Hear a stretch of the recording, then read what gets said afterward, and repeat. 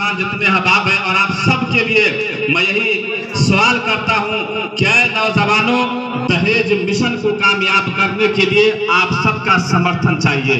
ऐ नौजवानों, अगर दहेज मुक्त अभियान को अगर खत्म करना है, जय मां जानकी ग्रुप को अगर संस्था को कामयाब करना है, तो नौजवानों सबसे पहले आपको एक प्लेटफार्म पे जमा होना होगा। हम सबको एक प्लेटफार्म पे आकर के बैठना होगा।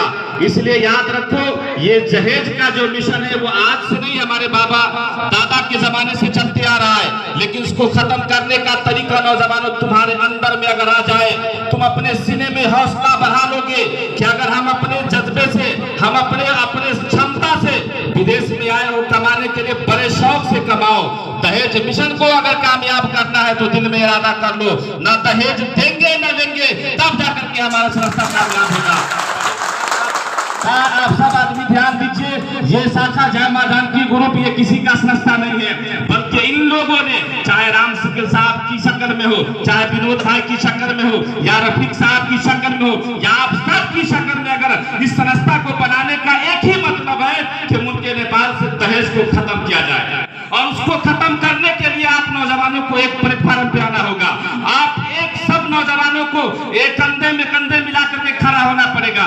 याद रखो, इस संस्था को पैगाम अगर आप नेपाल में फैलाओगे, प्रचार प्रचार करोगे, तो गाली देने वाला कोई और नहीं होगा, अपना ही होगा।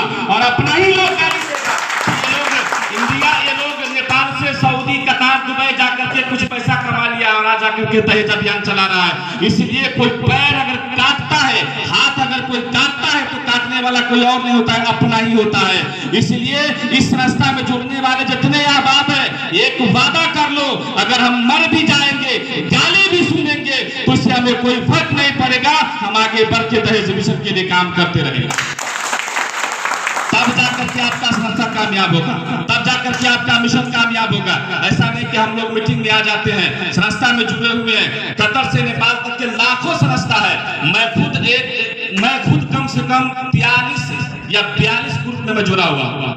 इसलिए दहेज मिशन को इतना कामयाब कीजिए कि मुल्क नेपाल के माँ बहनों और मेरे बाप दादाओं कहने पे मजबूर हो जाए कि यही वो नौजवान है जो विदेश की चट्टानों में रहकर एक रियाल कमाकर अपनी माँ बहनों की इज्जत और आबरू का सौदा बचाया है, तो ये विदेश के नौजवानों में। इसलिए आप लोगों से प्रयास है कि जय मां जानकी ग्रुप अभियान को इतना मजबूत कर दो कि मुल्क नेपाल में हमारे बाप दादा जो जुल्म ढा रहा है, जो दहेज के नाम पर अपने औलादों को पाल रहा है, उनको हमें कंट्रोल करना है। तो आप सबको एक होना पड़ेगा। दहेज मिशन अभियान को कामयाब करना है तो उनके टीम को आपको हौसला अफजाई करना होगा, इस संस्था को मजबूत करना होगा और हुकूमत के आंख में आंख डालकर हमें लड़ना होगा। सियासतदानों की आंख में आंख डाल करके हमें बात करना होगा, तब जाकर के मेरा मिशन कामयाब होगा, तब जाकर के हम एक प्लेटफार्म पे आएंगे। क्योंकि जय मां जानकी ग्रुप एक ऐसा संस्था है जो उनके नेपाल में डरता भी है, और उस संस्था में मैं 2019 से जुड़ा हुआ हूं। इसलिए आप तमाम हजरात से गुजारिश करूंगा मेरे दोस्त, अगर आपके दिल में अगर दिल है, कलेजा है, अगर आपकी बॉडी में एनर्जी है, तो आज से ये वादा कर लो कि मैं भी एक बाप हूं।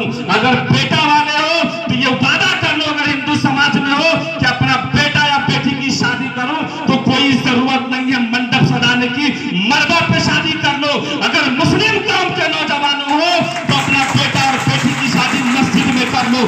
10 लाख रुपया बर्बाद करके ये बरातियों की तरह तरह की खिलौना समझ करके मत खिलाओ पिलाओ। अगर दहेज मिशन को कामयाब करना है तो मैं बारह एक ही सवाल कर रहा हूं, नौजवानों तुम सुधर जाओ।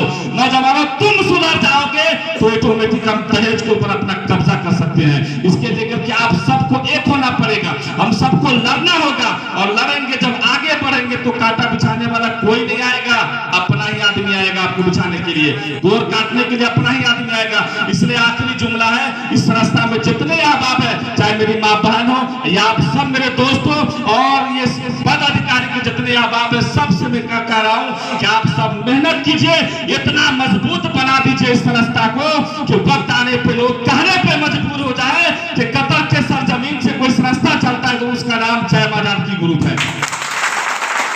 जुमले के साथ मैं आप सबसे गुजारिश करूंगा कि आप सब इस संस्था को मजबूत कीजिए।